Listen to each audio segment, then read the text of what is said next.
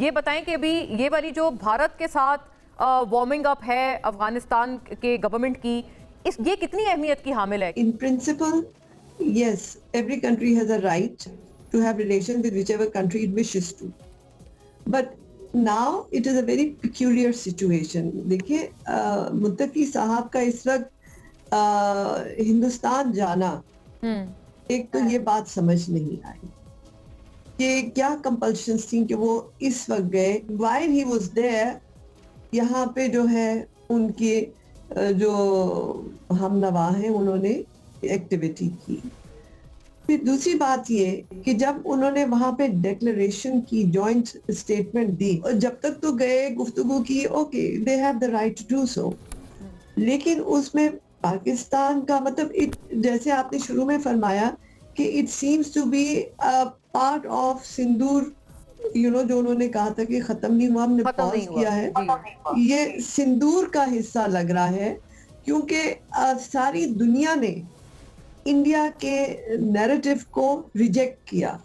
انہوں نے بڑی کوشش کی، چاہے وہ ایس سی او سمٹ تھا، چاہے وہ یو این تھا، چاہے وہ کوئی بھی پلیٹ فارم تھا، انہوں نے کوشش کی کہ پاکستان کو ایک سیف ہیون فار ٹیررسٹ بنا کے کنڈیم کیا جائے.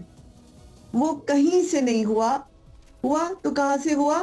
وہ جو کہ خود سیف ہیونز بنا کے پاکستان میں کراس بارڈر ٹیررزم اسپانسر کر رہے ہیں.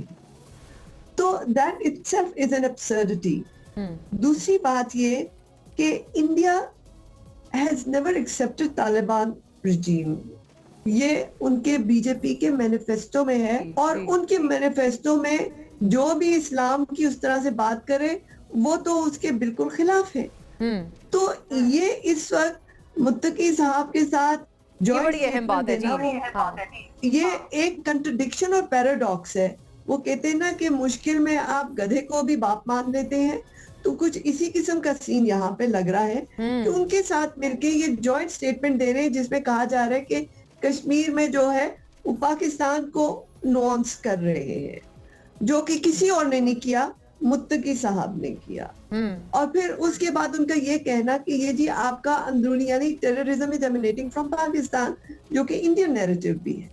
اور یہ بات ماننے کو تیار نہیں. ہم نے 1000 دفعہ کہا کہ دیکھیے آپ کے جو ہے یہاں سے ہمارے پاس ایویڈنس ہے کہ کراس بارڈر ٹیررزم سپانسر کی جا رہی ہے. ہم برادر ممالک ہیں، ہمیں گفتگو سے سالو کرنے چاہیے اپنے ایشوز.